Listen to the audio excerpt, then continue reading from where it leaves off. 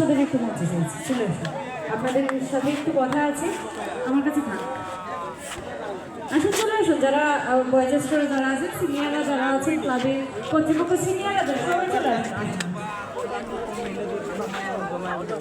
একটু এত বড় কোনো কোশ্চেন করবো না, একটু জাস্ট আজকের অনুষ্ঠান সম্বন্ধে কিছু আপনাদের সাথে একটু আড্ডা একটু কথা বলতে চাই।